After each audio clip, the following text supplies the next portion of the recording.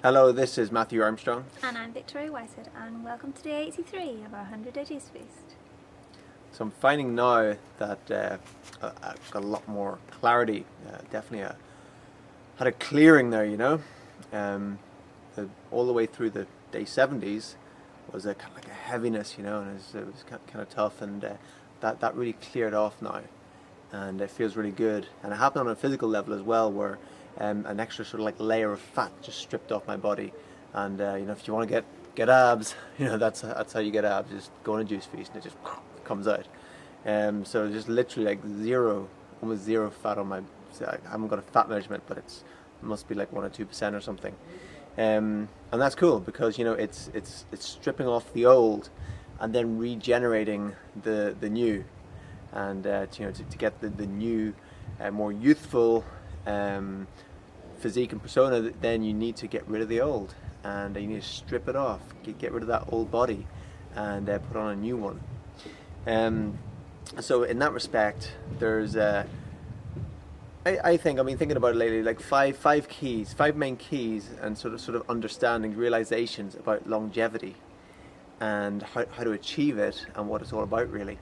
And the first one is to take all stress off the body, because when there's any stress on the body, then the body can't regenerate itself, because it's working at taking care of the stress. And especially if we eat, let's say, you know, a lot of like big meals, big heavy meals of cooked food, that's putting so much stress on the internal organs, on the digestive system. So the body's working really hard just to take care of that, and you know, take the toxins out of it and expel them. And you know, that is basically, we're going to start to age then, you know, when that happens. So it's really taking as much stress off the body as possible, will allow it to heal itself. And so then that brings on to the second key, which is putting in the nutrition. Putting in the nutrition, because we need to put in good nutrition. But what the nutrition does, the nutrition doesn't really do the healing. You see, this is the understanding that you need to get, is that it's the body that does the healing. Ourselves, we are the healers. The nutrition, for example, you know, the antioxidants, you know, they help to free the body of the free radicals. You know, they help get rid of the free radicals. The free radicals are in there causing havoc. The alkalizing greens, you know, they're not actually healing the body. What they're doing is they're neutralizing acids, and then allowing the body to heal itself.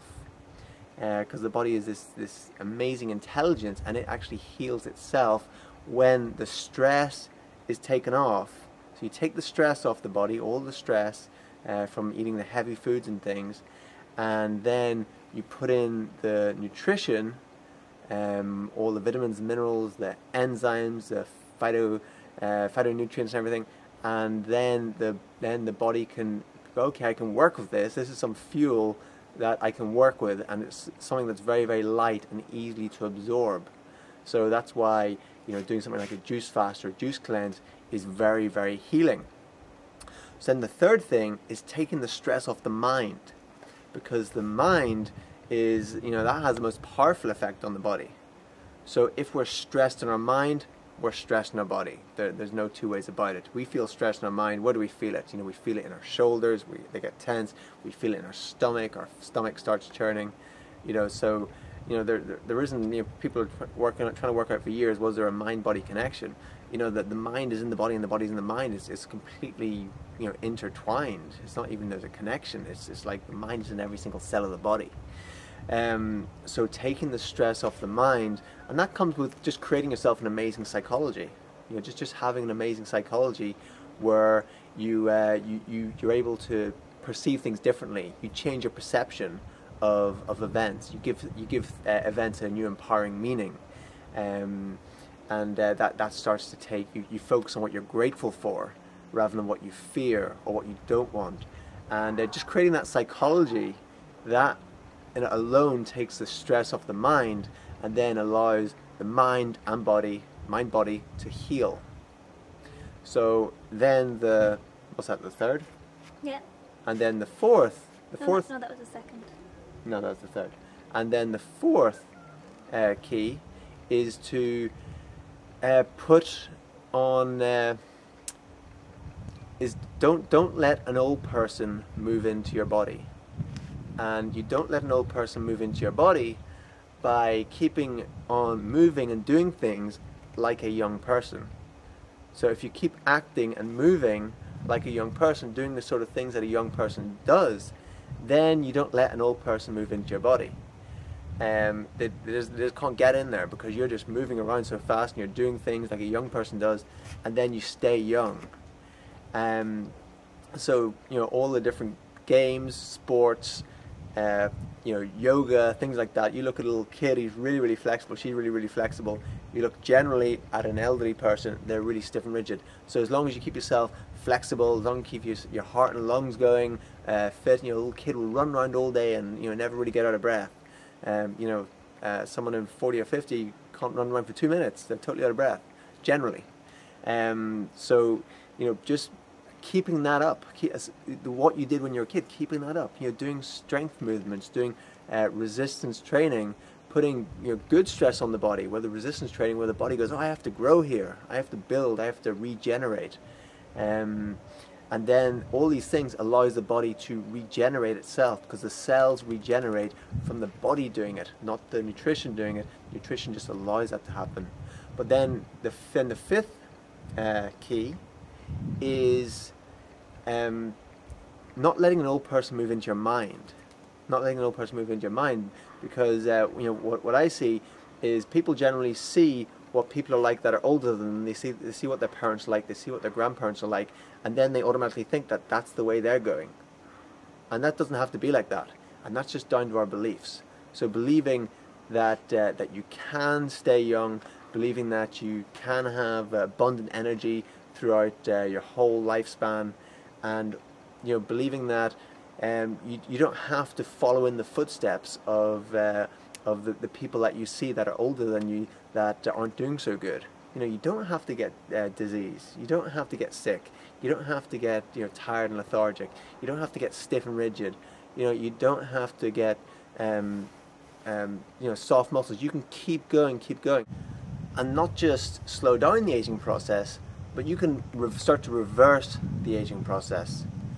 And that is absolutely possible with those 5 keys of, first of all, to recap, taking all the stress off the body, putting the nutrition in, taking all the stress off the mind, and then not letting an old person move into your body, and not letting an old person move into your mind.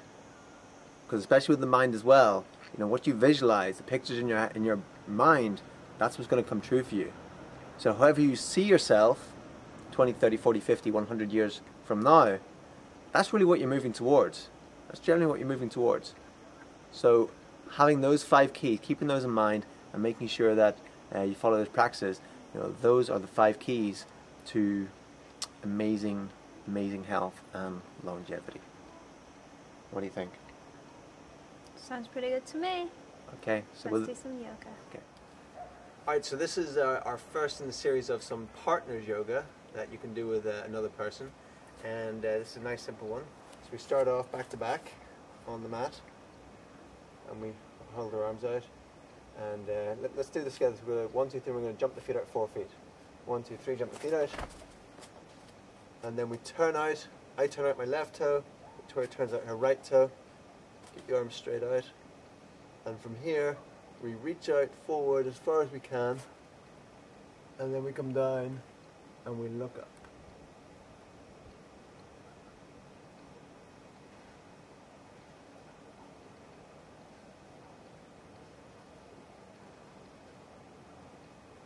We breathe in, come back up again to there, and then we turn the toe back in again, and then we'll just do the other side, and when we finish we can just jump in.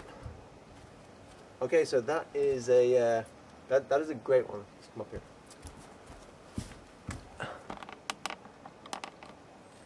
That is it's a great one for having the getting your posture right for that's what's that called, Trikonasana, yeah, for the triangle, for Trikonasana. That gets your posture right. It keeps you straight up. So it's a great one to do with a partner, and it's kind of, it keeps you from sticking your butt out when you do it. So it's really good to keep your posture. So the partner ones, they're for a reason as well. They really help with some of the postures. Thanks for joining us again today, everyone. We look forward to sharing with you again tomorrow. I'm Victoria Whitehead. And I'm Matthew Armstrong. Take care.